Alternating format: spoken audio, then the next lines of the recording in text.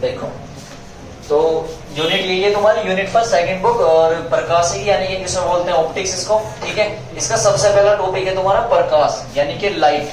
What is the light? Light क्या होती है? लाइट एक ऐसी वस्तु है, मैंने तुम्हें लिखवाया भी था, कुछ बता रहा हूं फिर से, जो बोल रहा हूं उसको लिखते रहना। मतलब जो प्रकाश है वो क्या होता है, जो हमारी आंखों को संवेदित करके देखने का काम आता हो, ठीक है। यानी कि प्रकाश कोई वस्तु नहीं है, ये वस्तुओं को देखने का काम आता है। अब प्रकाश के कुछ गुण हैं, प्रकाश के गुण लिखिए। पहला पॉइंट डालिए, प्रकाश के गुण। पहला कि प्रकाश सीधी रेखा में चलता है, सीधी रेखा में चलता है, ठीक है।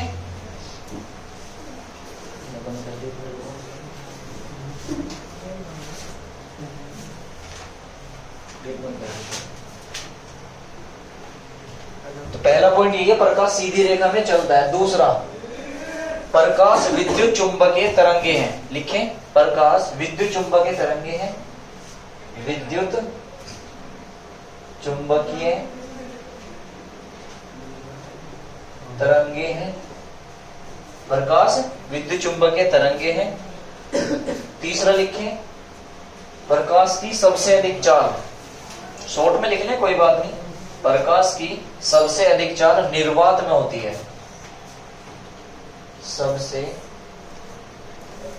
अधिक जो चाल है या वेग है वो निर्वात या वायु में होती है, निर्वात या वायु। अब निर्वात होता है जैसे कि अंतरिक्ष, जहां पर कोई भी माध्यम ना हो, या वायु में होती है। और कितनी होती है? जो सी से प्रदर्शित करते हैं प्रकाश की चाल होती है C = 3 × 10⁸ मीटर पर सेकेंड। अर्थात हम इसे ये बोल सकते हैं, अगर इसे थोड़ा मॉडिफाई करें तो C होता है 3 लाख किलोमीटर पर सेकेंड। मतलब कि एक सेकंड में जो प्रकाश की चाल है वो क्या चली जाती है? 3 लाख किलोमीटर चल जाएगा। तो एक सेकंड में 3 लाख किलोमीटर चलता है प्रकाश। अब तक के जितने भी ज्ञात ऑब्जेक्ट हैं, वस्तुएं हैं, उसमें सबसे अधिक प्रकाश की चाल है, जो सबसे अधिक तेज चल सकती है वो क्या है? हमारी लाइट की स्पीड, यानी कि प्रकाश की चाल एक सेकंड में 3 लाख किलोमीटर, ठीक है। 3 लाख किलोमीटर, 3 लाख किलोमीटर, ठीक है। और प्रकाश जो है वो क्या करता है? अपवर्तन, परावर्तन, ठीक है। प्रकाश क्या करता है? परावर्तन। लिखिए क्या क्या घटनाएं पता करता है? परावर्तन और तुम्हारा अपवर्तन।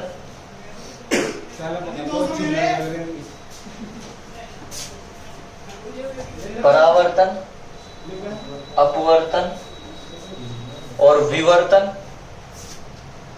वर्ण विक्षेपण, वर्ण विक्षेपण,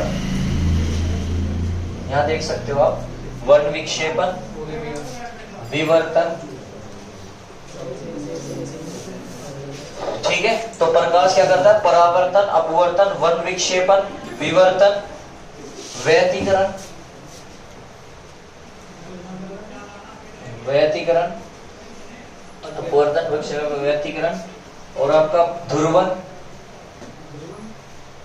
ध्रुवन और प्रकाश विद्युत प्रभाव, प्रकाश विद्युत प्रभाव आदि की घटनाएं प्रदर्शित करता है, आदि की घटनाएं प्रदर्शित करता है, आदि की घटनाएं प्रदर्शित करता है, आदि की घटनाएं प्रदर्शित करता है। ये प्रकाश के गुण हैं, प्रॉपर्टी हैं, ठीक है। विवर्तन, वर्ण विक्षेपण, अब जितने भी नाम हैं, ये जितने भी नाम हैं इन्हीं के बारे में टॉपिक पढ़ेंगे हम, और फिर ऑप्टिक्स हमारी पूरी हो जाएगी। 13 नंबर की है, ठीक है। पहली जो यूनिट है आपकी वो 13 नंबर की है। मैंने इससे पहले आपको बताया था, हम जो पढ़ेंगे ऑप्टिक्स में ये पढ़ेंगे आइजैक न्यूटन के अनुसार पढ़ेंगे, फिर हाइगेन्स आएंगे, हाइगेन्स के अनुसार पढ़ेंगे। मतलब मोरल ऑफ द स्टोरी ये है, आपके पास सबसे पहले साइंटिस्ट आते हैं Newton, Isaac Newton, sir Isaac Newton. उन्होंने ये कहा जो प्रकाश है वो कण के रूप में चलता है, यानी कि जो आइजैक न्यूटन थे आइजैक जो न्यूटन थे, उन्होंने कहा जो प्रकाश है वो कण के रूप में चलता है, कण अर्थात किरण के रूप में, कण से मिलकर बनती है किरण।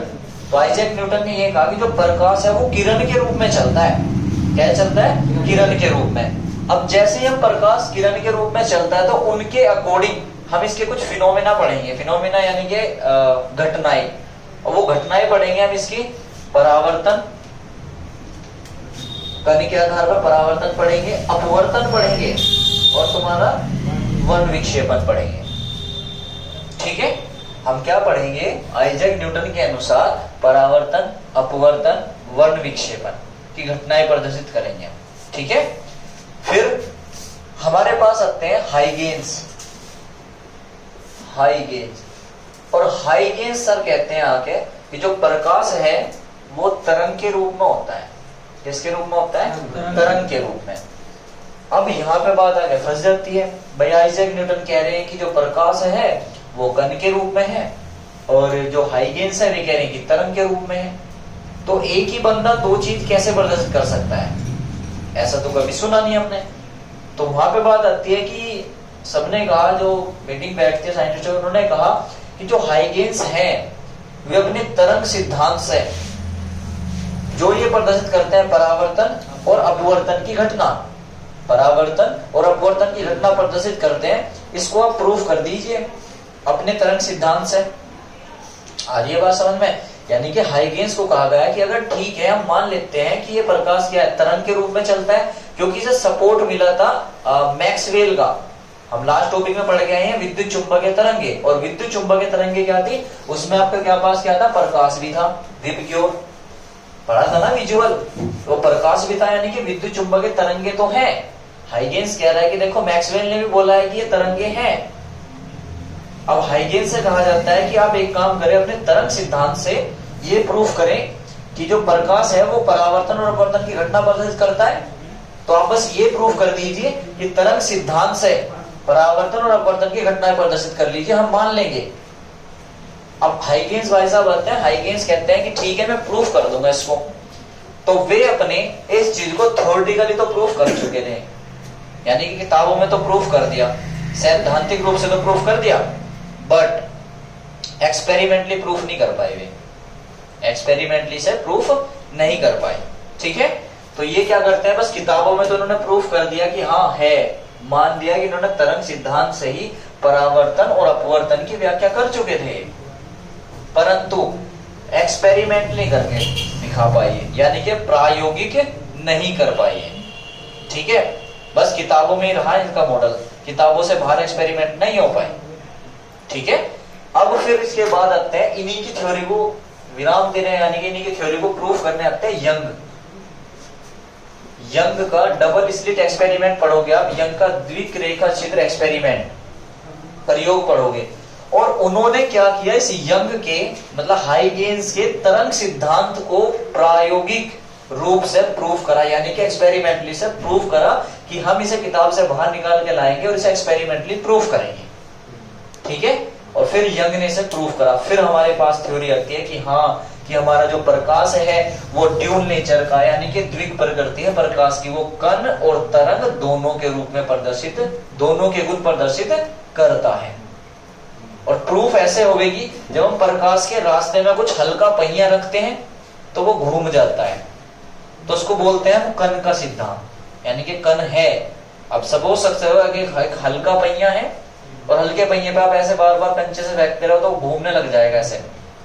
जाहिर सी बात है, अगर ऐसे पहिया है, इधर कंचा मारो तो ऐसे घूम जाएगा, फिर इधर से मारो फिर ऐसे घूमेगा, यानी कि कण है, पार्टिकल है। फिर तरंग क्यों है? तरंग इसलिए प्रूफ होती है जो विवर्तन है, व्यतिकरण है, व्यतिकरण, ध्रुवन, और आपका ये प्रकाश विद्युत प्रभाव तो कण के रूप से ही आता है, यानी कि व्यतिकरण और ध्रुवन की सबसे अधिक काम होता है इसमें, व्यतिकरण की घटना जो प्रदर्शित करता है। इससे प्रूफ होता है कि ये तरंग का सिद्धांत है। और सबसे ज्यादा इंपॉर्टेंट है इसका प्रकाश विद्युत प्रभाव।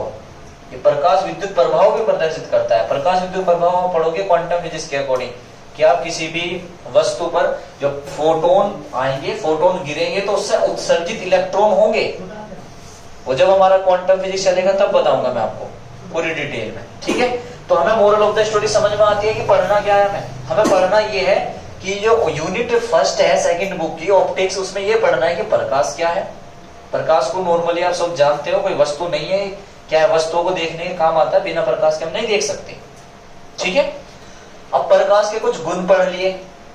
फिर प्रकाश के बारे में आइंस्टीन ने ये कहा कि ये कण के रूप में चलता है, यानी कि किरण है, ये कण से मिलकर बनती है किरण, तो ये क्या है, तुम्हारी किरण है।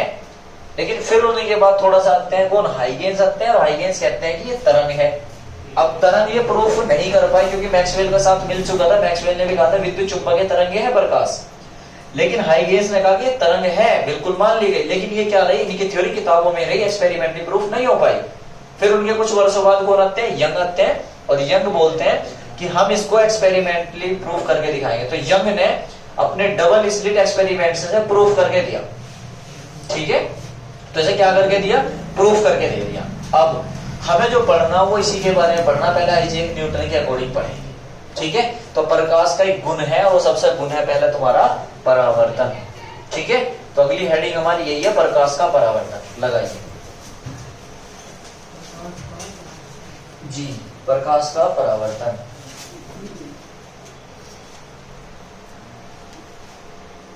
तो बड़ा सिंपल है प्रकाश का परावर्तन। प्रकाश का परावर्तन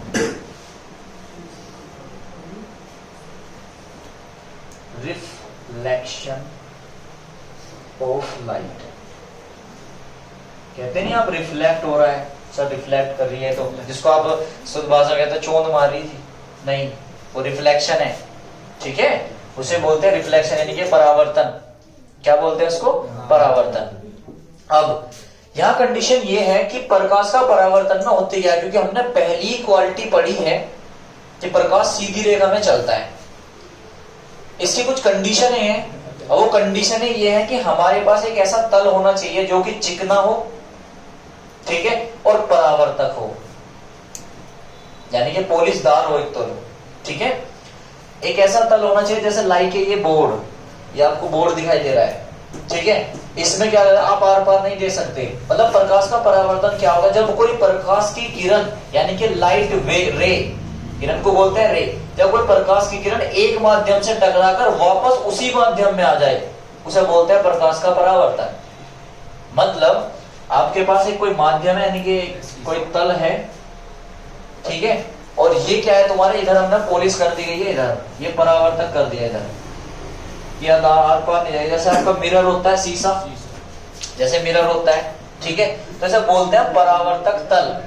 क्या है, परावर्तक तल, यानी कि रिफ्लेक्टर सरफेस, रिफ्लेक्टर सरफेस बोलते हैं। इधर की साइड इसको चिकना कर दिया गया है इधर से, और जितना चिकनाटपन इसका बढ़ाओगे उतना ही ज्यादा ये रिफ्लेक्ट करेगी, ठीक है, उतना ही ज्यादा रिफ्लेक्ट करेगी। अब इस पर कोई भी किरण आती है, क्योंकि प्रकाश सीधी रेखा में चलता है, भाई प्रकाश सीधी रेखा में चलता है, तो प्रकाश की किरण आ रही है ऐसे, और जैसे ही प्रकाश की किरण यहाँ टकराएगी, इसको बोलते हैं आपतित किरण, इंसिडेंट रे, आपतित किरण यानी कि इंसिडेंट रे। अब जैसे ही यहाँ पे टकराएगी तो तुरंत इसको बोलते हैं हम आपतन बिंदु। क्या बोलते हैं इसको, आपतन बिंदु।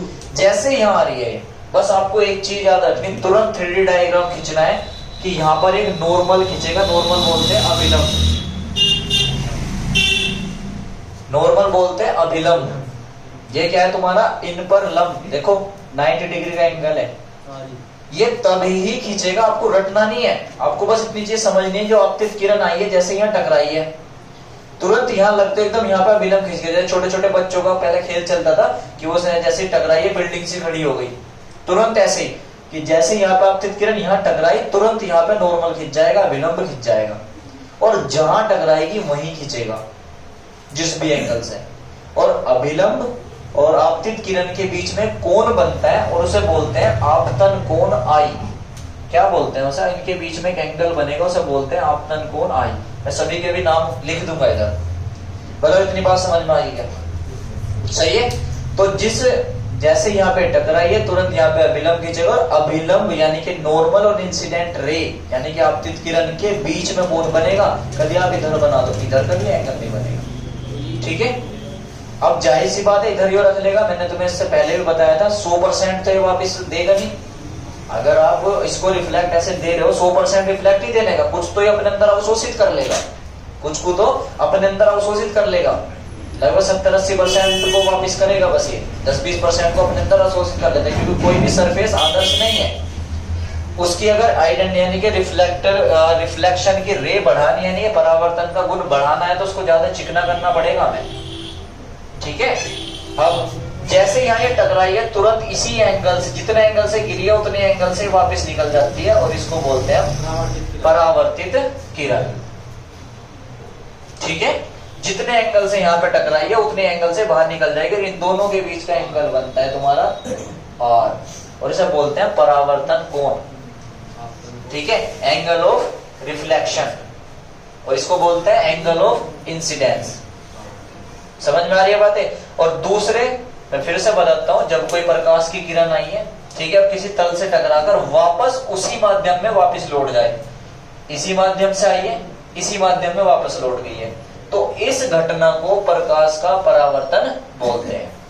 इफ ए रे यानी कि कोई रे है, लाइट की रे है, वो एक मीडियम से आकर वापस उसी मीडियम में कम बैक यानी कि वापस चले जाए, रिटर्न कर जाए, तो इस फिनोमेना को बोलते हैं रिफ्लेक्शन ऑफ लाइट, ठीक है, प्रकाश का परावर्तन, ठीक है। मैं फिर से समझाने के लिए बता रहा हूं, जैसे यहाँ पे किरण आएगी, इसे बोलते हैं आपतन कोण, आपतन बिंदु, इंसिडेंस पॉइंट। अब यहाँ पे जैसे आएगी तुरंत यहाँ पे अभिलंब खींचेगा और इनके बीच में एक एंगल बनेगा, एंगल ऑफ इंसिडेंस यानी कि आपतन कोण, और इतने ही एंगल से वापस निकल जाएगी, इसे बोलते हैं परावर्तित किरण यानी कि रिफ्लेक्टर रे, ठीक है। और जितना एंगल ये होता है इतने एंगल ये होगा। अब जाहिर सी बात, आप कैरम बोर्ड खेलते होंगे, कैरम बोर्ड में जो वो गिट्टी मारते हैं, अब एंगल नहीं देखते हैं किधर से किधर बुझानी है, ठीक है, एंगल वाले सिस्टम है। अगर आपको एंगल बनाना कि इधर बुझाए तो इधर मारोगे, इधर जाएगा रिफ्लेक्ट, तो वे सब रिफ्लेक्टर ही है, ठीक है। ये प्रकाश की किरण अगर ये मार करे, मैं जिधर इधर से मारूंगा उतने एंगल से इधर निकल जाएगा। आ रही है बात समझ में। वो जो आप खेलते हो कि प्रकाश लिए और ऐसे रोशनी लगाते हो, चेहरे में मारते रहो, वो सब कुछ यही है, प्रकाश का परावर्तन है। जिस एंगल से घुमाओगे उसी एंगल से चला जाएगा, जितने एंगल से इधर गिरेगा उतने एंगल से निकल जाएगा, ठीक है। अब मैं इनके नाम लिख देता हूं, इनके नाम लिखिए। इसको बोलते हैं आपतित किरण, आपतित किरण, और इसको बोलते हैं परावर्तित किरण।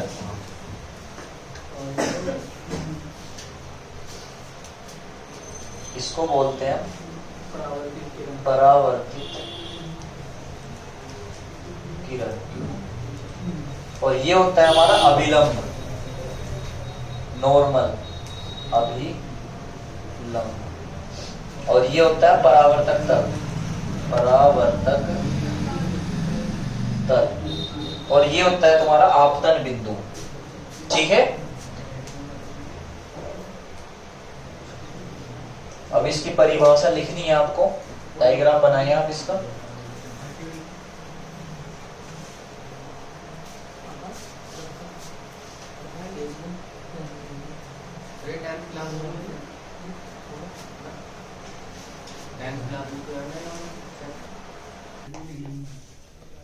चलो भाई, तो अर्थात यानी कि जो प्रकाश का परावर्तन है, यदि कोई प्रकाश की किरण किसी चिकने पोलिशदार तल से टकराकर वापस उसी माध्यम में, वापस उसी माध्यम में, आंशिक का मतलब है यानी कि पूरी तो लौटेगी नहीं, 100% अगर आई है 100% तो लौटेगी नहीं, कुछ तो अपने अंदर अब्जॉर्ब करेगा, तो आंशिक रूप से वापस लौट जाए, आंशिक रूप से यानी कि टकराकर वापस उसी माध्यम में आंशिक रूप से लौट जाए, तो इस घटना को प्रकाश का परावर्तन कहते हैं, ठीक है।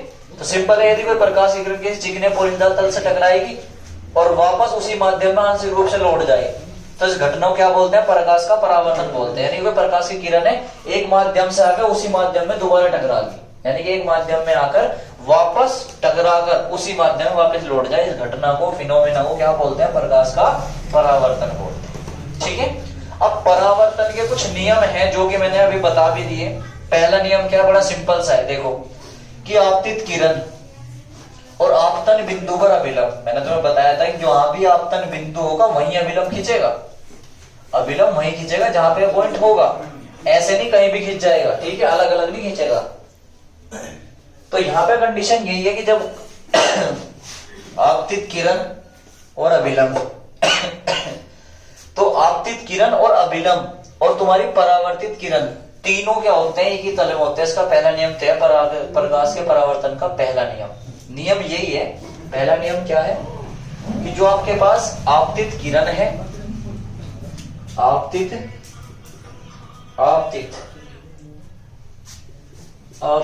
किरण आपतन बिंदु पर अभिलंब, यानी कि आपतित किरण और आपतन बिंदु पर अभिलंब तथा परावर्तित किरण तीनों एक ही तल में होते हैं। तीनों एक ही तल में होते हैं। तीनों एक ही तल में होते हैं। और दूसरा नियम इसका ये है, दूसरा नियम ये है कि जो आपतन कोण है हमेशा सदैव परावर्तन कोण के बराबर होगा। ठीक है, यानी कि आना, ठीक है।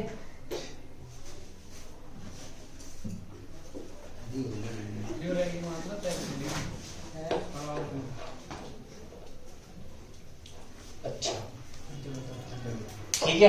तो आपतित किरण आपतन बिंदु पर अभिलंब तथा परावर्तित किरण तीनों एक ही तल में होंगे, पहले पॉइंट पे हो गया। दूसरा, आपतन कोण, आपतन कोण क्या होगा, जो कोण आई है वो हमेशा बराबर होगा कोण आर के। जितने एंगल से इधर डलेगी उतने एंगल से बाहर निकलेगी। तो आपतन कोण सदैव बराबर होता है परावर्तन कोण के। ठीक है, ये इसके दो नियम हैं और ये इसको हमेशा फॉलो करेंगे। ठीक है, ये नोट करो, लिखो।